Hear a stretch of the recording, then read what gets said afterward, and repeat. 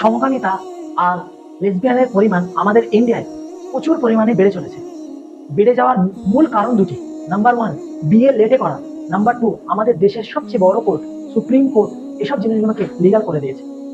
কিন্তু আশ্চর্যের বিষয় হচ্ছে এটা যে হিন্দু ধর্ম গ্রন্থ অনুযায়ী মনুস্মৃতিতে আছে 8 নম্বর অধ্যায় 369 এবং 370 বলছে যে এক নারী যদি আর এক নারীর সঙ্গে সেক্স করলো তার অপরাধ হিসাবে দুটি আঙুলকে কেটে দেওয়ার কথা বলা হয়েছে, গাদাই করে ঘোরানোর কথা বলেছে, 10টি বেতঘাত মারার কথা বলেছে।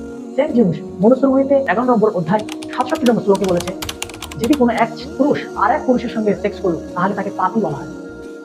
তো আমাদের ইসলাম ধর্মে পবিত্র কোরআন আছে লূত আলাইহিস সালামের কম, অর্থাৎ লূত আলাইহিস সালামের কম ছেলে ছেলে অবৈধ সম্পর্ক রাখতো, যার কারণে আল্লাহ তাদের উপরে একটা বড় গজব পাঠায়।